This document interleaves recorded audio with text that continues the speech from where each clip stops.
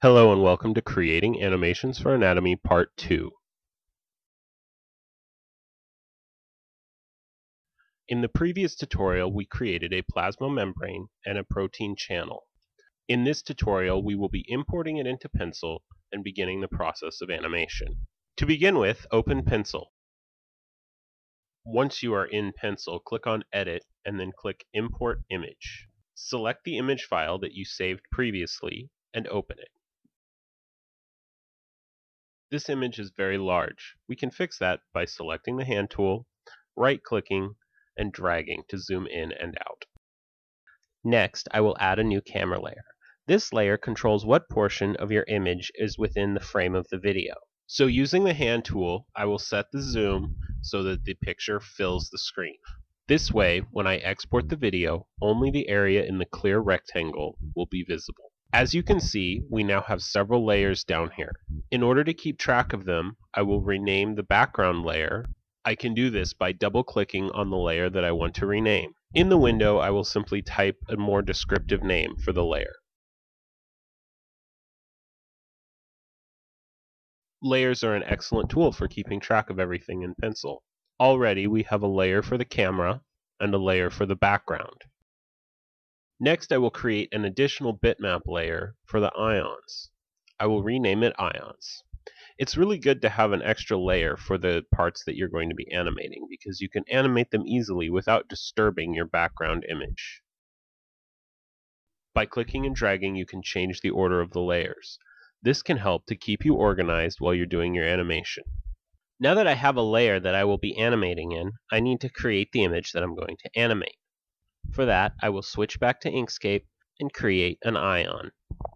First, I will create a circle about the correct size to fit through my ion channel. Then, I will zoom in on it and adjust the colors to something I like. I'm happy with the width of the stroke, or the outside ring, but you may want to change that if you need to. There, that looks okay. Now I'm going to add a plus using the text tool. I select the text tool, click where I want to type, and press the plus button. Then, I can move it around and adjust the size, shape, and color just like any other shape. This is another advantage of a vector-based graphics program.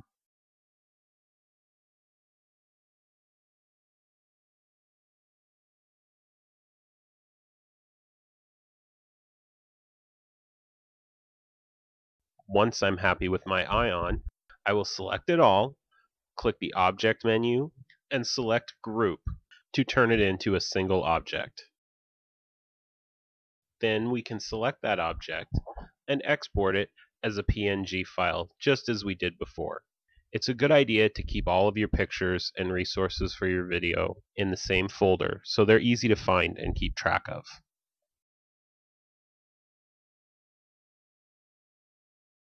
Now that we've created our ion, it's back to Pencil to start animating. Back in Pencil, to start animating with the ion we created, we will select Edit and Import Image. Then we'll find the file that we just saved and import it into Pencil. You can see that it imported into the center of our image, which isn't where we want it, so we need to move it. Moving things in Pencil is a little bit tricky, but it's not too difficult. First, you need to use the Select tool to select the object that you want to move. Then, you'll pick the Move tool, which looks like an arrow next to the Select tool, to move the object around. That's weird. It made a duplicate. Oh well, I'll just erase it. For this animation, I'm going to need more than one ion. There's two ways I can go about this. I can import more copies of the same image I imported before,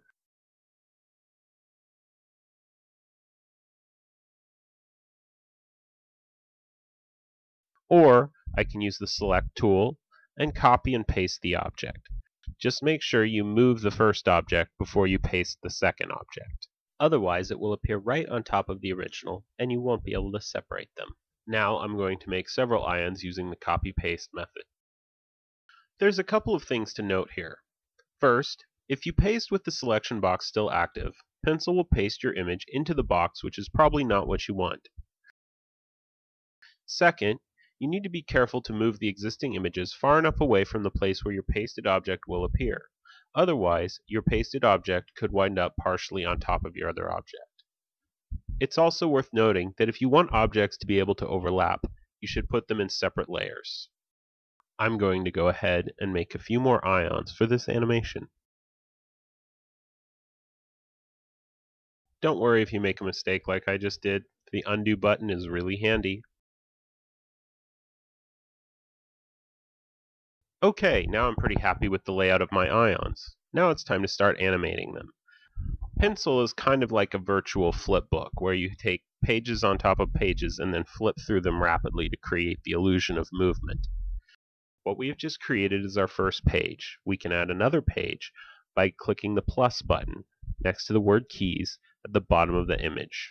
You'll notice that the ions are all now grayed out, but you can still see them. This is so that you can make minor adjustments to give the illusion of movement. Also notice that a new sheet or key is only created in the active layer. Because we're not changing anything about the background, we don't need a new key in the background layer. Now it's time to start making these ions move. I want to start from a similar place, so I will switch back to the previous key by pressing the left arrow key. Then, using the selection tool, I will select all of the ions. I don't have to worry about missing the background because it's in another layer.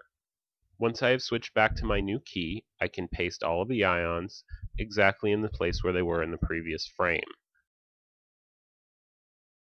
Then, using the selection and move tools, I will select each one and move it slightly towards the channel.